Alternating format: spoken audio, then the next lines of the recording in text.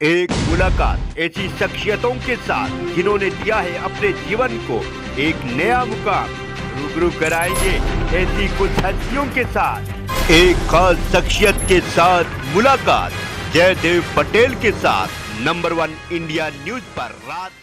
नमस्कार दोस्तों, मैं जयदेव पटेल, आपका एक बार फिर स्वागत है एक खास शख्स के साथ मुलाकात प्रोग्राम में। आज हमारे साथ खास मेहमान है भारतीय आयुर्विज्ञान अनुसंधान परिषद आईसीएमआर के वरिष्ठ वैज्ञानिक और ICMR national institute of virology NIV के इंचार्ज वैज्ञानिक ई डॉक्टर प्रज्ञाडी यादव। प्रज्ञाडी यादव जी, आपका बहुत बहुत स्वागत है आज के हमारे प्रोग्राम में। Mister Patel, thank you for invitation. Doctor प्रज्ञाडी यादव, आपसे मेरा पहला सवाल है कि कितना खतरनाक है डेल्टा प्लस वेरिएंट जिसका जिक्र किया जा रहा है खास करके इस समय।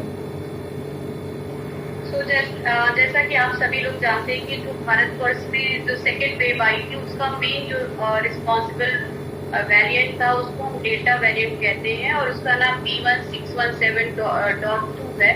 और जो ये डेल्टा प्लस वेरिएंट है वो उसी से ओरिजिनेट हुआ है। और जो पहले से जो डेल्टा वेरिएंट था उसके अंदर अभी एक एडिशनल म्यूटेशन हो गया है जिसको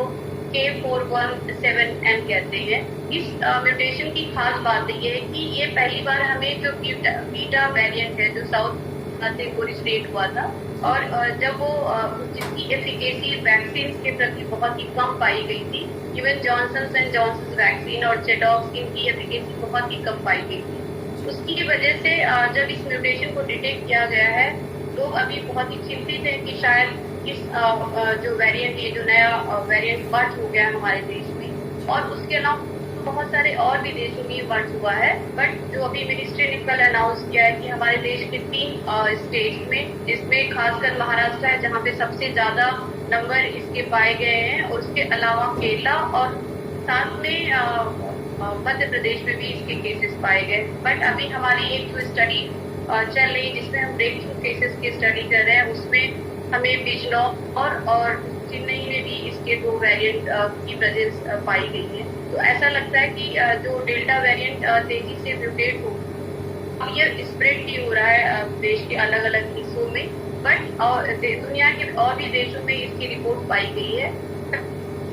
तो AY1 का नाम दिया गया था बट ये फर्दर म्यूटेट हो चुका है और इसको AY2 भी अभी बोलना है। जो AY1 जो वेरिएंट है वो कुछ 180 सीक्वेंसेस दुनिया भर के अलग अलग देशों से रिपोर्ट किया गया है और जिसमें अराउंड 30 जो सीक्वेंसेस या केसेस आप कह सकते हैं वो हमारे देश से रिपोर्ट किया गया है। तो अभी इसके ऊपर कोई साइंटिफिक स्टडी तो नहीं हुई है लेकिन चूंकि जो ये प्रेजेंस जो म्यूटेशन प्रेजेंट है 79 उसकी वजह से सभी लोग चिंतित हैं और समय के साथ ही पता चल पाएगा कि इसका क्या रोल होगा ट्रांसमिसिबिलिटी बढ़ने में या पैथोजेनिसिटी बढ़ने में या कुछ और यदि इसकी वजह से चेंजेस। डॉक्टर प्रज्ञाडी यादव, अब कोरोना का डेल्टा प्लस वेरिएंट कोहराम मचाएगा क्या, क्योंकि तीसरी लहर का भी जिक्र हो रहा है इस समय अगर देखें अपन तो। जो डेल्टा वेरिएंट जो खासकर सेकेंड वेव और उसके बाद अभी आप देख रहे हैं तो यूके में भी बहुत सारे केसेस डेल्टा वेरिएंट की वजह से हो गए क्योंकि उसकी जो ट्रांसमिसिबिलिटी थी वो बहुत ही ज्यादा मानी जा रही है। जब अगर हम जो अभी जो प्रेजेंट वेरिएंट ऑफ कंसर्न है जिसमें alpha, beta, gamma and delta ये 4 जो है कंसर्न बोलते हैं जिसको अल्फा जो है यूके से ओरिजिनेट हुआ था और जो बीटा है वो साउथ अफ्रीका से, गामा जो वो ब्राजील से और जो लास्ट जो डेल्टा है उसकी जो सबसे पहला केस रिपोर्टेड केस है हमें ये नहीं पता कि वो कहाँ से ओरिजिनेट हुआ, वो इंडिया था। तो जब भी हम उन सभी को आपस में कंपेयर करते हैं तो हम देखते हैं कि इनिशियली जो यूके वेरिएंट था उसकी ट्रांसमिसिबिलिटी बहुत हाई और बहुत सारे महाराष्ट्र में हमने देखा कि डेल्टा वेरिएंट का नंबर बहुत तेजी से दिसंबर में बढ़ा और उसने एग्जिस्टिंग यूके वेरिएंट या जो बाकी पुराने साल के जो वेरिएंट थे जिनको हम E614G एन म्यूटेंट या G क्लैड कहते हैं उनको उसने ऑलमोस्ट वाइप आउट कर दिया और डेल्टा वेरिएंट बहुत ही डोमिनेंट फॉर्म में न महाराष्ट्र में ही नहीं बल्कि देश के बहुत सारे हिस्सों में बहुत तेजी से फैल गया और जनवरी से मई के बीच में हमने जो एक तेजी से केसेस रिसर्च और हर जगह अभी जो इन सब की जो रिपोर्ट्स आ रही सीक्वेंसिंग की उसमें यही दिखाई दे रहा है कि देश के डिफरेंट कोनों में यही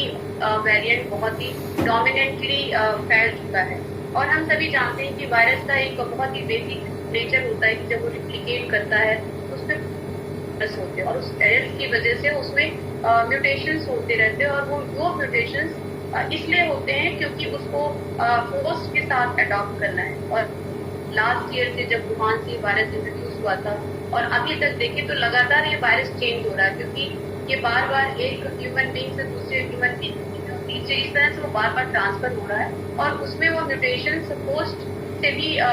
भी उसमें रिस्पॉन्सिबल होता है इस म्यूटेशन को पास करने के लिए। जैसे कि उसके कुछ मेन रीजन जैसे होते हैं कि आपने देखा कि जो हम डिफरेंट टाइप के ट्रीटमेंट यूज करते हैं, मोनोक्लोनल एंटीबॉडीज यूज करते हैं, प्लाज्मा थेरेपी यूज करते हैं और उनमें या जो इम्यूनो कॉम्प्रोमाइज पेशेंट्स होते हैं तो वो जो वेरिएशन स्टेट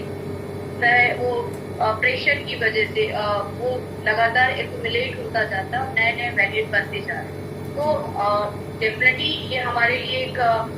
कंसर्न है और उसके लिए सभी लोग बहुत तेजी से काम कर रहे हैं, लेकिन अभी तक कोई भी साइंटिफिक डेटा डेल्टा प्लस के लिए अवेलेबल नहीं है। बट लेकिन इसमें चूंकि K417 म्यूटेशन प्रेजेंट है उसकी वजह से लोगों के अंदर ये चिंता है कि शायद जैसा साउथ अफ्रीका वेरिएंट या जिसको बीटा वेरिएंट बोलते हैं और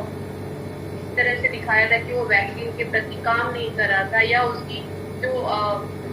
प्रोफिशिएंसी थी वो काफी कम हो गई थी। तो ऐसा तो नहीं है कि अगर ये डेल्टा प्लस बहुत तेजी से फैल जाता है तो जो एग्जिस्टिंग वैक्सीनेशन प्रोग्राम है उसको कोई फर्क पड़ सकता है कि नहीं, ये सब मन में अभी है। लेकिन अभी भी हमारे देश में केसेस बहुत कम है और हमारे पास बहुत अच्छा मौका है कि हम तेजी से उसको कंटेन करें और कंटेनमेंट जोन डिसाइड करें, अपने वैक्सीनेशन प्रोग्राम को हम स्ट्रेंथन करें, लेकिन ये वैसी ही चीज ना हो जाए जो सेकेंड वेव में हमने देखा कि बहुत तेजी से स्प्रेड हो गया। उसको हम अभी भी रोक सकते हैं क्योंकि ये जस्ट बिगनिंग है और हमने इसको शुरू में ही डिटेक्ट कर दिया। डॉक्टर प्रज्ञा डी यादव, भारत के लिए वेरिएंट कितनी चिंता की बात है, क्योंकि लगातार अभी तो हम डेल्टा से ही लड़ रहे थे सेकंड वेव में, अब डेल्टा प्लस की जो बात की जा रही है उसको लेकर के। पटेल जी, ये खाली भारतवर्ष के लिए नहीं, पूरी सारी दुनिया की चिंता का बात है, क्योंकि हम एक ग्लोबल कम्युनिटी है और अगर एक देश किसी तरीके से वैक्सीनेशन प्रोग्राम इन्हांस करके सोशल डिस्टेंसिंग और ये सारी प्रैक्टिसेस फॉलो करके किसी तरह से अगर केसेस कम भी कर ले रहा है तो जो उसके बॉर्डरिंग कंट्री या जो ज्वाइनिंग कंट्रीज है, अगर जब तक उन सारे देशों में वो केसेस कम नहीं होंगे वो रिस्क हमेशा बना रहेगा, क्योंकि जैसे ही लोग एक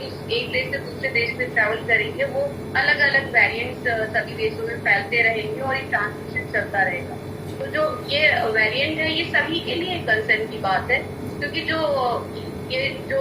3 फैक्टर है जिनकी बेसिस पे हम डिसाइड करते हैं कि कौन से जो वेरिएंट है वो कॉज ऑफ कंसर्न हो सकते हैं, pathogenicity, transmissibility and reactivity to our vaccine, जो एग्जिस्टिंग वैक्सीन है। इन तीनों को अगर ये अफेक्ट कर रहे हैं तो ये सभी के लिए चिंता की बात है। इसीलिए हमारे देश में इंटरकॉ की स्थापना की गई थी और हम लगातार ये म्यूटेशन को डिटेक्ट कर रहे हैं और उसको टाइमली अलर्ट करते जा रहे हैं सिस्टम को कि हमको कैसे तेजी से एक्ट करना है और उसको कंटेन करना है। डॉक्टर प्रज्ञा डी यादव, भारत में लग रहे वैक्सीन इस वेरिएंट पर कितना कारगर होगा? क्या जो वैक्सीनेशन अभियान चलाया जा रहा है वो प्रभावित हो सकता है इससे? ये भी अपने आप में एक बहुत बड़ा अहम सवाल है, इस पर अगर आप कुछ बता सको तो। देश में दो वैक्सीन है जो लगाई जा रही है, जिनको जनवरी में अप्रूवल दिया था भारत सरकार ने। एक तो कोवैक्सीन जो इंडिजिनस वैक्सीन है आईसीएमआर और भारत बायोटेक, और दूसरी कोविशील्ड है जिसको सीरम इंस्टीट्यूट प्रोड्यूस कर रहा है और एस्ट्राजेनेका का वो प्रोडक्ट। दोनों ही वैक्सीन के लिए डेल्टा के वेरिएंट है उसके साथ स्टडी की गई थी और हमने देखा था कि जो कोवैक्सीन है उसमें 3-fold रिडक्शन था, बट उसके बावजूद उसमें काफी न्यूट्रलाइजिंग एंटीबॉडीज पाई गई थी। उसके अलावा अभी फेज 3 का डेटा भी भारत बायोटेक का आ गया है जो मीडिया में भी चर्चा हो रही थी और ऐसा लगता है कि उसकी एफिकेसी बहुत अच्छी है। तो अगर डेल्टा के प्रति ये वैक्सीन काम कर रही थी, इसका मतलब ये है कि जो डेल्टा जो नया वेरिएंट अभी इंट्रोड्यूस हो गया है उसके साथ भी वो काम करना चाहिए। इवन जो डेल्टा के साथ में जो बाकी वैक्सीन, फेजर वैक्सीन या फिर मॉडर्ना, उन्होंने भी जो स्टडी किया है उसमें उनको 7-fold रिडक्शन मिला है, बट उसके बावजूद जो टाइटर न्यूट्रलाइजिंग एंटीबॉडी का एफिशिएंट है प्रोटेक्शन करने के। तो मुझे ऐसा लगता है कि ये बहुत चिंता की बात नहीं है, और जो एग्जिस्टिंग वैक्सीनेशन प्रोग्राम है वो इसके ऊपर भी काम करना चाहिए, बट एट सेम टाइम हमें इमीडिएटली इसकी स्टडीज करने की जरूरत है। उसके लिए हम लोगों ने इस वायरस को आइसोलेट किया है, और हम जल्दी से इसकी स्टडी करके लेकर के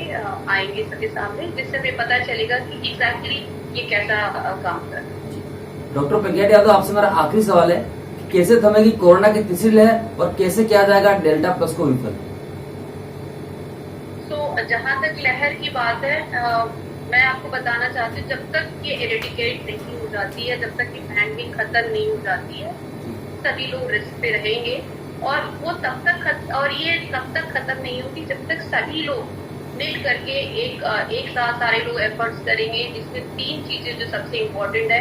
कि मैक्सिमम लोगों का इम्यूनाइजेशन होना चाहिए, दूसरी बात है सोशल डिस्टेंसिंग एंड मास्क, ये जो 2 चीजें जो शुरू से सभी लोग बोल रहे हैं ये मस्ट है, और तीसरी चीज है कि जहाँ पे भी नए कोई भी वेरिएंट डिटेक्ट होते हैं, चाहे वो डेल्टा प्लस हो या फ्यूचर में और भी जो वेरिएंट बनते रहेंगे, क्योंकि ये जब तक पैंडेमिक खत्म नहीं होती ये रिस्क बना रहेगा,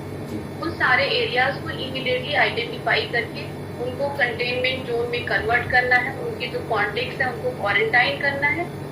और जो भी अफेक्टेड लोग हैं उनको ट्रीट करना है और आइसोलेट करना है। तो हमें ये एफर्ट्स कंटिन्यू करना है जब तक कि हम इसको इरेडिकेट नहीं कर देते हैं, या जब तक ये पैंडेमिक खत्म नहीं हो जाती है, और इसके अलावा किसी के पास और कोई तरीका नहीं है तो